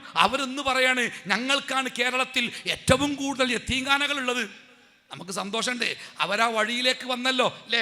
ഇംഗ്ലീഷൊക്കെ പഠിക്കാൻ പാടില്ല, അത് നരകത്തിലെ ഭാഷയാണ് എന്ന് പറഞ്ഞിരുന്ന ആൾക്കാരുടെ സംഘടനാ പേര് പോലും ഇംഗ്ലീഷ് ഭാഷയിലെ ഡിക്ഷണറിയിൽ തെരഞ്ഞാൽ കിട്ടാത്ത അത്രയും സങ്കീർണമായ പദങ്ങളായി മാറിയപ്പോൾ ആ മാറ്റത്തിൻ്റെ പിന്നിൽ പ്രവർത്തിച്ച ഈ പ്രസ്ഥാനത്തിൻ്റെ നേതാക്കളുണ്ടല്ലോ, ആ നേതാക്കൾ എത്രയേറെ സന്തോഷിച്ചിട്ടുണ്ടാവില്ലേ. മരുന്ന് കുടിക്കാൻ പാടില്ല, രോഗം വന്നാൽ പാത്രവുമായിട്ട് പള്ളിയിലേക്ക് പോയി പള്ളിയുടെ പിന്നാമ്പുറത്ത് ഉസ്താദിൻ്റെ റൂമിൻ്റെ പിറകിൽ ജനാലിൻ്റെ വാക്കത്ത് മാറി നിന്നിട്ട് പാത്രം കൊടുത്ത് ഉസ്താദ് എഴുതി കൊടുക്കുന്ന അറബി അക്ഷരത്തിൻ്റെ മഷി അത് കലക്കി കുടിച്ചാൽ രോഗം മാറുമെന്ന് വിശ്വസിക്കപ്പെട്ടിരുന്ന ഒരു കാലഘട്ടത്തിൽ നിന്ന് സ്വന്തമായിട്ട് മെഡിക്കൽ കോളേജ് ഉണ്ടാക്കുന്ന ഒരവസ്ഥയിലേക്ക് ഈ സമൂഹം മാറിയിട്ടുണ്ടെങ്കിൽ ആ മാറ്റത്തിൻ്റെ പിന്നിൽ ഈ പ്രസ്ഥാനത്തിൻ്റെ നേതാക്കന്മാരുടെ വയർപ്പുണ്ടല്ലോ, അത് അളക്കാൻ പറ്റാത്ത വിധം. ചുരുക്കത്തിൽ കേരളത്തിലെ മുസ്ലിങ്ങൾ ഇന്ന് അനുഭവിക്കുന്ന മുഴുവൻ സാംസ്കാരിക പുരോഗതിയുടെയും പിന്നിൽ ആ കാലഘട്ടത്തിലെ നേതാക്കന്മാർ കൊണ്ട വെയിൽ, അവരുടെ അധ്വാനമുണ്ട് എന്ന് നമ്മൾ മറക്കാൻ പാടില്ല. ഈ പുതിയ തലമുറയിൽപ്പെട്ട കുട്ടികളുണ്ടല്ലോ, നിങ്ങളൊക്കെ തെറ്റിദ്ധരിപ്പിക്കാൻ ഇവിടെ വൃത്തികെട്ട ചരിത്രങ്ങൾ വരുന്നുണ്ട്. മുജാഹിദ് പ്രസ്ഥാനവും ഇസ്ലാഹി പ്രസ്ഥാനവും ഒക്കെ കേരളത്തിൽ നടത്തിയ നവോത്ഥാന പ്രസ്ഥാനങ്ങളെ പൂർണ്ണമായിട്ടും നിഷേധിച്ച് വ്യാജമായ ചരിത്രങ്ങൾ ചമച്ചെടുത്ത് അത് സമൂഹത്തിൻ്റെ മുമ്പിൽ പ്രചരിപ്പിക്കുന്ന കാലത്ത് പുതിയ തലമുറയിലെ മക്കൾ ഓർത്തിരിക്കണം, ഈ വളർച്ചയ്ക്ക് പിന്നിലുള്ള ഒരു വലിയ പ്രസ്ഥാനത്തിൻ്റെ ത്യാഗത്തെക്കുറിച്ച്. തീർന്നില്ല, ഇപ്പോഴും വിദ്യാഭ്യാസപരമായിട്ടൊക്കെ ഏറെ പുരോഗതി ഉണ്ട് എന്ന് പറയുമ്പോഴും മാമൂലുകളുടെ പേരിൽ, സമൂഹത്തിൽ കെട്ടിനിൽക്കുന്ന അനാചാരങ്ങളുടെ പേരിൽ ജീവൻ നഷ്ടപ്പെടുന്ന ആളുകൾ ഇപ്പോഴും നമ്മുടെ നാട്ടിലുണ്ട്. അന്ധവിശ്വാസത്തിൻ്റെ പേരിൽ അല്ലെ, വീട്ടിൽ സ്വർണമുണ്ട്, അത് കിട്ടണമെങ്കിൽ നിങ്ങളുടെ മകനെ അറുക്കണമെന്ന് പറയുമ്പോൾ പൊന്നോമന മകനെ അറുക്കുവാൻ മന്ത്രവാദിക്ക് മുമ്പിലേക്ക് വെച്ചു കൊടുക്കുന്ന ആളുകൾ ഇന്ന് നമ്മുടെ നാട്ടിലുണ്ട്. നിങ്ങളുടെ ഭാര്യയ്ക്ക് ഒരു രോഗമുണ്ട്, ആ രോഗം മാറണമെങ്കിൽ നിങ്ങളൊന്ന് മാറി നിൽക്കണം, ഞാൻ നിങ്ങളുടെ ഭാര്യയെ ഒന്ന് ശുശ്രൂഷിക്കട്ടെ എന്ന് പറഞ്ഞ് മന്ത്രവാദിയും ഭാര്യയും വാതിലടച്ച് റൂമിലിരിക്കുമ്പോൾ പുറത്ത് കാവലിരിക്കുന്ന പൊട്ടന്മാരായ ഭർത്താക്കന്മാരെ വാർത്തെടുക്കുന്ന ഒരു വിശ്വാസപരമായ അധാർമികമായ ആചാരങ്ങൾ ഇന്നും നമ്മുടെ നാട്ടിൽ നിലവിലുണ്ട്. മെഡിക്കൽ കോളേജിൽ പഠിക്കുന്ന പെൺകുട്ടിയാണ് സ്ത്രീധനത്തിൻ്റെ പേരിൽ അടുത്ത കാലത്ത് ജീവനൊടുക്കിയത്. നമ്മളൊക്കെ സ്ത്രീധനത്തിനെതിരെ പ്രസംഗിക്കുമ്പോൾ ചില ആൾക്കാർ പറയാറുണ്ട്, ഉസ്താദേ ഇനിയിപ്പോൾ സ്ത്രീധനത്തിനെതിരെ ഒന്നും പറയണ്ട, ഇപ്പം ആരാ സ്ത്രീധനം വാങ്ങൽ, സ്ത്രീധനമൊക്കെ നിന്നില്ലേ, ഇപ്പം സ്ത്രീധനമുണ്ടോ ഇപ്പം സ്ത്രീധനമുണ്ടോ. കല്യാണം നടക്കുന്ന വീടുകൾ നിങ്ങൾ ചോദിക്കണം, നമ്മുടെ നാട്ടിൽ സാമ്പത്തികമായിട്ട് വലിയ വറുതിയുണ്ട്, സാമ്പത്തികമായിട്ട് ആളുകളൊക്കെ വലിയ പ്രയാസത്തിലാണ്. നമ്മളൊക്കെ സമുദായത്തെയും ആളുകളെയും ഒക്കെ വലിയ രൂപത്തിൽ സഹായിച്ചിരുന്ന ചില ധനികരുണ്ട് നമ്മുടെ നാട്ടിലൊക്കെ. അവരുടെ അടുത്ത് ചെന്ന് നോക്കണം, അവർ പറയും നിലവിലുള്ള സാമ്പത്തിക അവസ്ഥയെക്കുറിച്ച്. പക്ഷേ നമ്മുടെ നാട്ടിലെ ജ്വല്ലറികളിൽ കച്ചവടം പൊടിപൊടിക്കുന്നു. പലചരക്ക് കടയിൽ പോലും സാധനം വാങ്ങാൻ ആളില്ലാതിരിക്കുമ്പോൾ നമ്മുടെ നാട്ടിലെ ജ്വല്ലറികളിൽ കച്ചവടം പൊടിപൊടിക്കുന്നു. സ്വർണം വാങ്ങുന്നതേ അത് അലങ്കാരത്തിന് വേണ്ടിയല്ല, അവനവൻ്റെ മക്കളെ കെട്ടിച്ചയക്കുമ്പോൾ മകള് ചെല്ലുന്ന വീട്ടുകാരെ തൃപ്തിപ്പെടുത്താൻ പെൺകുട്ടിയുടെ കഴുത്തിൽ മഞ്ഞലോഹം ഉണ്ടാവാൻ വേണ്ടി വീട് വിറ്റ്, കരള് വിറ്റ്, വൃക്ക വിറ്റ് പണമുണ്ടാക്കി ഇന്നും സ്ത്രീധനമുണ്ടാക്കാൻ, കല്യാണമുണ്ടാക്കാൻ ശ്രമിക്കുന്ന ആളുകൾ അല്ലേ നമ്മുടെ നാട്ടിൽ ഇഷ്ടം പോരണ്ട്, ഒരു കുറവുമില്ല, ഇഷ്ടം പോലുണ്ട്. ഈ സ്ത്രീധനമെന്ന വേണ്ടാത്തരമൊക്കെ സമൂഹത്തിൽ നിന്ന് ഇല്ലാതാവാൻ മുജാഹിദ് പ്രസ്ഥാനത്തോളം കേരളത്തിൽ പൊരുതിയ വിപ്ലവമുണ്ടാക്കിയ മറ്റൊരു പ്രസ്ഥാനം രാഷ്ട്രീയ നവോത്ഥാന അല്ലെങ്കിൽ ഭൗതിക രംഗത്ത് എവിടെയും നമുക്ക് എടുത്തു കാണിക്കാൻ പറ്റൂല. കുറ്റിപ്പുറം സമ്മേളനമൊക്കെ മുജാഹിദ് പ്രസ്ഥാനത്തിൻ്റെ ചരിത്രത്തിലെ ഏറ്റവും മനോഹരമായ കാലഘട്ടങ്ങളെ കുറിച്ചിടുന്ന കുറ്റിപ്പുറം മുജാഹിദ് സമ്മേളനമൊക്കെ സ്ത്രീധനത്തിനെതിരെയുള്ള നമ്മുടെ പോരാട്ടത്തിൻ്റെ മനോഹരമായ കഥകൾ കൊണ്ട് സമ്പന്നമായ കാലഘട്ടമാണ്. ബിസ്മി എന്ന ഒരു സംഘം നമുക്ക് ഉണ്ടായിരുന്നു അല്ലേ, കുട്ടികളെ കേട്ടിട്ടുണ്ടാവും ബിസ്മി. എന്താ ബിസ്മി പറഞ്ഞാൽ? ബിസ്മി എന്ന് പറഞ്ഞാൽ bureau of Islamic missionary and service information, അല്ലെങ്കിൽ സർവീസ് ആൻഡ് മിഷനറി ഇൻഫർമേഷൻ, ഇതാണ് ബിസ്മി. ഇത് നമ്മുടെ കേരള നദുവത്തുൽ മുജാഹിദീൻ്റെ കീഴിലുള്ള ഒരു ഉപഘടകമാണ്. എന്തിനറിയോ? സാമൂഹ്യ ദുരാചാരങ്ങൾക്കെതിരെ ഒരുപാട് ജനിക്കുന്നത് മുതൽ മരിക്കുന്നത് വരെ, മരിച്ചു കഴിഞ്ഞാൽ പിന്നെ ആണ്ടും ആണ്ടറുതികളുമായി മനുഷ്യനെ ചൂഷണം ചെയ്ത് അവൻ്റെ ചോര പോലും ഊറ്റിക്കുടിക്കുന്ന പണ്ഡിതവർഗത്തിൻ്റെ ദുഷിച്ച പ്രവർത്തനങ്ങൾക്കെതിരെ സമൂഹത്തിൽ നവോത്ഥാനത്തിൻ്റെ കൊടുങ്കാറ്റുണ്ടാക്കാൻ നമ്മുടെ പ്രസ്ഥാനമുണ്ടാക്കിയ ഒരു ചെറു സംഘമാണ് ബിസ്മി. നമ്മുടെ നാട്ടിലൊക്കെ ഈ ചെറിയ ചെലവില്ലാത്ത ചെറിയ കല്യാണങ്ങൾ ഉണ്ടാകുമ്പോൾ അതിന് അമുസ്ലിങ്ങൾ പോലും പറയുന്നൊരു പേരുണ്ട്, ബിസ്മി കല്യാണാലയം. ബിസ്മി കല്യാണം എന്ന് പറഞ്ഞാൽ നാട്ടിൽ വിശദീകരണം ആവശ്യമില്ലാത്ത വിധം അത് വ്യക്തമാണ്, ചെലവ് കുറഞ്ഞ കല്യാണങ്ങളാ ബിസ്മി കല്യാണം. കാരണം എന്താ പറയുക, വിവാഹത്തിൻ്റെ പേരിലാണ് നമ്മുടെ നാട്ടിൽ ഏറ്റവും വലിയ ചൂഷണങ്ങൾ അന്നും ഇന്നും നടക്കണേ. 2, 3, 4 ഒക്കെ പെൺകുട്ടികളുള്ള ഒരു പിതാവ്, അയാൾ ഒന്നുമല്ലാതെ വീട് വിറ്റ് വാടകപ്പരയിൽ പാർക്കേണ്ട അവസ്ഥ ഉണ്ടാകുന്നത് ഈ മക്കളെ കെട്ടിച്ചയക്കുന്നതിലൂടെയാണ്. സത്യത്തിൽ ഇസ്ലാമിലെ വളരെ പ്രധാനപ്പെട്ട ഒരു കർമ്മമാണ് വിവാഹം. പക്ഷേ ഇസ്ലാം വിവാഹത്തെക്കുറിച്ച് പറഞ്ഞിടത്ത്, വിവാഹത്തിൻ്റെ രൂപം പഠിപ്പിക്കുന്നിടത്ത്, വിവാഹത്തിൻ്റെ പെണ്ണിനെ കാണുന്നത് മുതലുള്ള കല്യാണത്തിൻ്റെ ചെലവുകൾ അത്രയും വരനെയാണ്, പുരുഷനെയാണ് ഇസ്ലാം ഏൽപ്പിച്ചത്. വിശുദ്ധ ഖുർആനിലെ പെണ്ണിനേക്കാൾ ഒരു പടി മേലെയാണ് ആണ് എന്ന് അള്ള പറഞ്ഞു. അതിൻ്റെ കാരണം എന്താ പറഞ്ഞേ? മൂക്കിൻ്റെ താഴെ രോമം ഉണ്ടാവുന്ന, അല്ലെങ്കിൽ ശരീരത്തിൽ മാറ്റം ഉണ്ടാവുന്ന അതല്ല പറഞ്ഞേ. ആ പെണ്ണിന് വേണ്ടി ചെലവഴിക്കേണ്ടവൻ അവനാണ് എന്നതുകൊണ്ടാണ് ഒരു പരിധി വരെ ഒരു പടി അവൻ അല്ലാഹു തആല ഉയർന്ന പദവി കൊടുത്തത്. വിവാഹാന്വേഷണം മുതൽ അതിൻ്റെ ചെലവുകൾ അത്രയും ആണിനെ ഏൽപ്പിച്ച മതമാണ് ഇസ്ലാം. വിവാഹം, നിക്കാഹ്, വസ്ത്രം, താമസം, ഭക്ഷണം, എന്തൊക്കെ ചെലവുണ്ടോ അതൊക്കെ പുരുഷനെയാണ് ഇസ്ലാം ഏൽപ്പിച്ചത്. അതുകൊണ്ട് തന്നെ അത് നിർവഹിക്കാൻ ഒരു പുരുഷന് ശേഷിയില്ലെങ്കിൽ, സാമ്പത്തികമായ കഴിവില്ലെങ്കിൽ, ആ പുരുഷനെ സഹായിക്കേണ്ടത് മുസ്ലിം സമൂഹത്തിൻ്റെ ബാധ്യതയാണ് എന്നുകൂടി ഇസ്ലാം മതം പഠിപ്പിച്ചു. ഗൾഫിലൊക്കെ ചെന്നാൽ കാണാം, പള്ളിയിലൊക്കെ ചെറിയ ബോക്സുകൾ കാണാം. ആ ബോക്സിൻ്റെ മേലെ ഒരു സ്റ്റിക്കർ ഒട്ടിച്ചിട്ടുണ്ടാകും. ആ സ്റ്റിക്കർ എന്താ നിങ്ങൾ? വിവാഹം കഴിക്കുവാൻ സാമ്പത്തിക ശേഷിയില്ലാത്തതിൻ്റെ പേരിൽ പ്രയാസപ്പെടുന്ന ചെറുപ്പക്കാരെ സഹായിക്കുന്ന സംഘടന എന്നാണ്. എന്നിട്ട് അതിൽ വീഴുന്ന പണം, അത് കല്യാണം കഴിക്കാൻ പ്രായമായിട്ടുണ്ട് പക്ഷെ മഹർ കൊടുക്കാനും പെണ്ണിന് വീടൊരുക്കാനും വസ്ത്രം വാങ്ങാനും ഒന്നും സാമ്പത്തിക ശേഷിയില്ല എന്ന് പറയുന്ന ചെറുപ്പക്കാർക്ക് ഈ പണം കൊടുത്തിട്ട് അവരെ കല്യാണം കഴിക്കാൻ പ്രേരിപ്പിക്കുന്ന മനോഹരമായ സംവിധാനം. പക്ഷെ നമ്മുടെ നാട്ടിൽ ഇബ്ലീസ് അത് അട്ടിമറിച്ച്. ഇവിടെ ആരെ സഹായിക്കല്? എന്ന് കല്യാണം ഉണ്ടോ? കല്യാണം ഉണ്ട്. എന്താ കെട്ടിച്ചാടുന്നതുകൊണ്ട് എന്നാ ഇപ്പം എന്തേലും കൊടുക്കേണ്ടി വരുമല്ലോ. സത്യത്തിൽ കൊടുക്കേണ്ടത് കെട്ടണവനാ. കെട്ടിക്കുന്നവൻ കൊടുക്കുന്നത് എന്താ? നിങ്ങൾ സ്ത്രീധനാണ്. അത് തെറ്റാണ്. തെറ്റായ ഒരു സംഗതിക്ക് നമ്മൾ പങ്കാളികളാവാൻ പാടില്ല. താവനു അലൽ ബിർരി വത്തഖ്വ വലാ താവനു അലൽ ഇസ്മി വൽ ഉദ്വാൻ. നന്മയുടെ കാര്യത്തിൽ മാത്രമേ നിങ്ങൾ പരസ്പരം സഹായിക്കാവൂ, തിന്മയുടെ കാര്യത്തിൽ സഹായിക്കാൻ പാടില്ല. ഒരാള് സ്ത്രീധനം കൊടുക്കാൻ വേണ്ടി പൈസ ഉണ്ടാക്കുമ്പോൾ അതിലേക്ക് നമ്മൾ സാമ്പത്തിക സഹായം കൊടുത്താൽ അത് തിന്മയെ സഹായിക്കലല്ലേ? ഇപ്പോൾ ഒരാള് എൻ്റെ വീടിൻ്റെ മുറ്റത്ത് വന്നൊരു കള്ളം പറയാണ്, പിന്നെ നാളെ ഞാൻ നിങ്ങളെ വീട്ടിൽ കയറുട്ടോ, നിങ്ങളെ വീട്ടിൽ കയറിങ്ങാണ്ട് നിങ്ങളെ സ്വത്ത് മുഴുവനും കൊള്ളയടിക്കട്ടോ എന്നൊരു കള്ളം പറഞ്ഞ് ഞാൻ പിറ്റേന്ന് പള്ളിക്ക് വന്ന് നാട്ടുകാരോട് പറയാം, പൊന്നാറ നാട്ടുകാരെ, നിൻ്റെ പെരിയിൽ കള്ളം കയറാൻ സാധ്യതയുണ്ട്, ഞാൻ സാധുവാണ്, എൻ്റെ പെരിയിൽ ഒന്നുമില്ല, അതുകൊണ്ട് കള്ളം കക്കാൻ വരുമ്പോൾ ഓൻ എന്തേലും കിട്ടാൻ വേണ്ടി നിങ്ങളൊരു 10,000 രൂപ എനിക്ക് തരണിട്ട് പറഞ്ഞ് നിസ്കാര ശേഷം പള്ളിക്കെന്ന് പിരിവെടുത്ത് ഞാൻ എൻ്റെ പെരിയിൽ പൂട്ടില്ലാത്ത അലമാരൻ്റെ മേലെ കൊണ്ടുവച്ച് രാത്രി കള്ളം വന്ന് കട്ടുകൊണ്ടുപോയാൽ രാവിലെ പുറത്തിറങ്ങിയിട്ടോ എൻ്റെ പെരിയിൽ നിന്ന് കള്ളം 10,000 കൊണ്ടുപോയി എന്ന് അഭിമാനത്തോടു കൂടി ഞാൻ പറയോ? ഞാൻ എൻ്റെ പെൺമക്കളെ ഒരാൾക്ക് കല്യാണം കഴിച്ചു കൊടുക്കുമ്പോൾ മഹർ വാങ്ങിയിട്ട് ആ പെണ്ണിനെ കൊടുക്കണ്ടേ? അതിൻ്റെ പകരമായിട്ട് പെണ്ണിനെ കൊടുക്കുമ്പോൾ അതിൻ്റെ കൂടെ പണവും കൂടി കൊടുക്കാൻ പണ്ടൊക്കെ നമ്മൾ പറഞ്ഞതിൻ്റെ ഉദാഹരണം ഉണ്ട്. ഞാൻ തന്നെ പറഞ്ഞിനി, എലി ചത്തിട്ട് അതൊന്ന് കണ്ടുപിടിച്ച് പുറത്ത് കൊണ്ടുപോകാൻ വേണ്ടി ഒരു പണിക്കാരനെ വിളിച്ചപ്പോൾ ഓനോട് പൈസ ചോദിച്ചു, 100-200 ചോദിച്ചേ. എൻ്റെ നാട്ടിലെ പശു ചത്തപ്പോൾ അതൊന്ന് കുഴിച്ചിടാൻ വേണ്ടി ഓൻ 2,000 ചോദിച്ചേ. എൻ്റെ കക്കൂസിൻ്റെ ടാങ്ക് നിറഞ്ഞപ്പോൾ അത് കോരി കൊണ്ടുപോകാൻ വന്നോ 10,000 ചോദിച്ചേ. ഞാൻ കൊടുത്തിക്കണ്, കാരണം വേസ്റ്റ് പോയി കിട്ടണ്ടേ.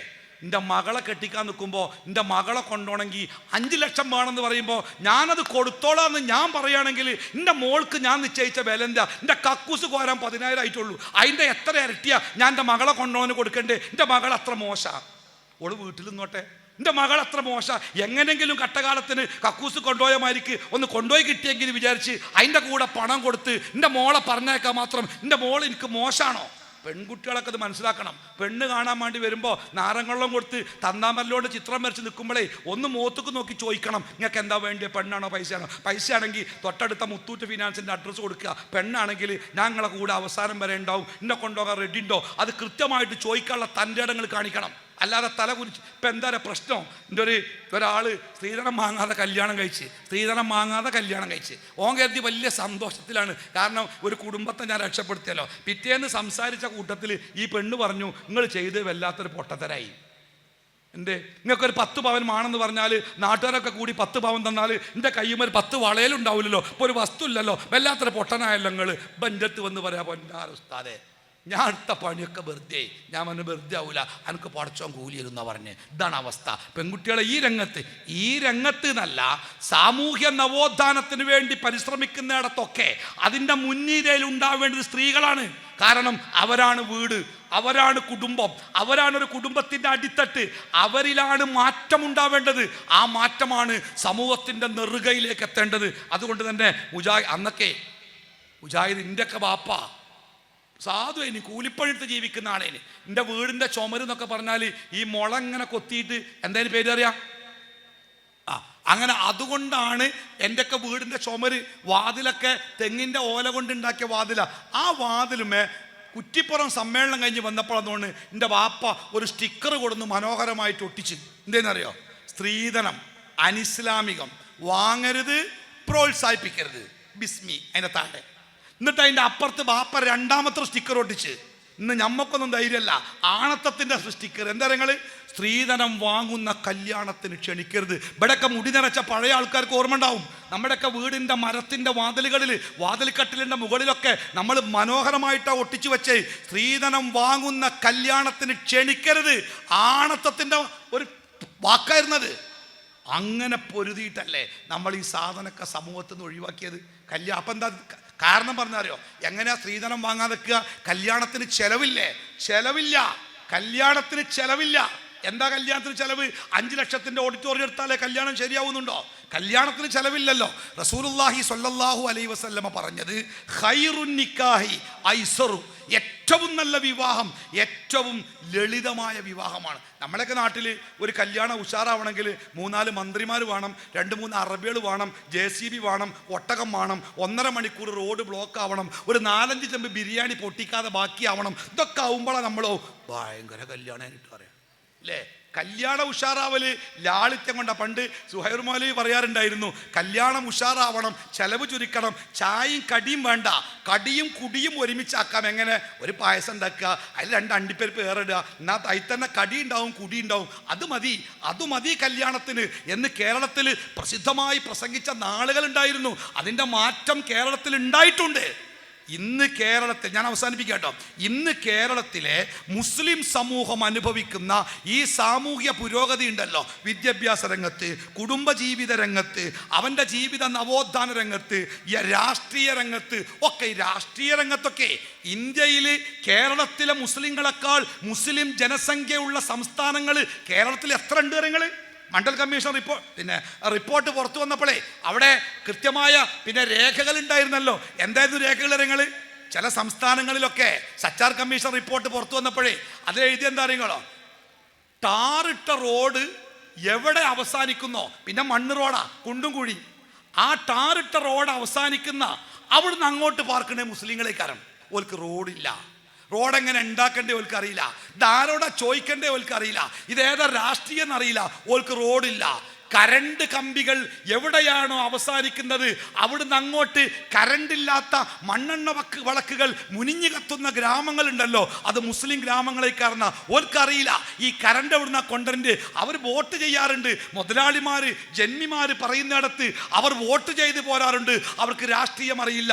കേരളത്തിലെ മുസ്ലിങ്ങൾ കേരള സംസ്ഥാനത്തിന്റെ മുഖ്യമന്ത്രിയാവാൻ കേരളത്തിലെ മുസ്ലിം സമൂഹത്തിന് സാധിച്ചിട്ടുണ്ടെങ്കിലേ ആ രാഷ്ട്രീയ വിപ്ലവത്തിന്റെ അടിത്തറയിട്ടത് ഇവിടത്തെ സലഫി പ്രസ്ഥാനമാണ് എന്നത് ആർക്കാ നിഷേധിക്കാൻ പറ്റുക? ചുരുക്കത്തിൽ ഞാനിപ്പോൾ ഇത്രയും സംസാരിച്ച് ഞാൻ ഈ പറയണൊക്കെ എൻ്റെ മുമ്പിലെ പഴയ തലമുറക്ക് ശരിക്കും എന്നെക്കാട്ടിലറിയാം. ഈ പുളിക്കലെ തലയെ മുടിയൊക്കെ നിറച്ച ഒരാളെ എത്തിയിരുന്നിട്ട് നിങ്ങളൊരു 50 കൊല്ലത്തെ കഥ പറഞ്ഞാൽ പ്രസംഗമല്ലെങ്കിലും മനോഹരമായിട്ട് പറഞ്ഞുതരും. പക്ഷേ എൻ്റെ മുമ്പിലൊരു പുതിയ തലമുറയുണ്ട്. വാട്സാപ്പുകൾ, ഇൻ്റർനെറ്റുകളിൽ ജീവിതത്തിൻ്റെ വഴി തെരയുന്ന ഒരു പുതിയ തലമുറ. നിങ്ങൾക്കിത് കേൾക്കാൻ കഴിയില്ല, നിങ്ങളോട് ആരും ഇത് പറയില്ല. വക്രീകരിക്കപ്പെട്ട ചരിത്രത്തിൻ്റെ കാലത്താണ് നിങ്ങൾ, അഥവാ സത്യാനന്തര കാലത്താണ് നിങ്ങൾ ജീവിക്കുന്നത് എന്ന് പറഞ്ഞാൽ സത്യം മൂടി വെച്ചിട്ട് അസത്യം പ്രചരിപ്പിക്കപ്പെടുന്ന വല്ലാത്ത ഒരു കാലത്താണ് നിങ്ങൾ ജീവിക്കുന്നത്. നിങ്ങൾ ചരിത്രം പഠിക്കണം. ചരിത്രം പഠിക്കുമ്പോൾ നിങ്ങൾക്ക് ബോധ്യമാകും എന്താണ് ഇസ്ലാഹി പ്രസ്ഥാനം കേരളത്തിൽ ഉണ്ടാക്കിയ മാറ്റം. ഇന്ന് ഈ പ്രസ്ഥാനത്തിൻ്റെ പേരിൽ ചിലരൊക്കെ ഞങ്ങളും ഇസ്ലാഹി പ്രസ്ഥാനമാണ് എന്ന് പറഞ്ഞ് അന്ന് നമ്മൾ സമൂഹത്തിൽ നിന്ന് പറിച്ചറിയാൻ ശ്രമിച്ച ആ അവസ്ഥകളുണ്ടല്ലോ, പള്ളിയുടെ ചെരുവിൽ ഷെഡ് കെട്ടിയിട്ട് മാനസിക രോഗികളെ ചികിത്സിക്കുന്ന അവസ്ഥകൾ വീണ്ടും നിലവിൽ വരണം എന്നൊക്കെ പറഞ്ഞ് പ്രവർത്തിക്കുന്നവർ ഇവിടെ ആധുനികതയുടെ വാക്താക്കളാവാൻ ചമയുന്ന കാലത്ത് എൻ്റെ പ്രിയപ്പെട്ട മക്കള് ചരിത്രം പഠിച്ച് ബോധമുള്ളവരായി സമൂഹത്തിൻ്റെ മുമ്പിൽ ഈ പ്രസ്ഥാനം നടത്തിയ പോരാട്ടത്തിൻ്റെ തുടർച്ചയ്ക്ക് വേണ്ടി നിങ്ങൾ പ്രയത്നിക്കണം. അള്ളാഹു നമ്മളെ അനുഗ്രഹിക്കട്ടെ. വസല്ലല്ലാഹു അലാ മുഹമ്മദിൻ വഅലാ ആലിഹി വസ്വഹ്ബിഹി അജ്മഈൻ. അൽഹംദുലില്ലാഹി റബ്ബിൽ ആലമീൻ. അസ്സലാമു അലൈക്കും വറഹ്മത്തുള്ളാഹി വബറകാതുഹു.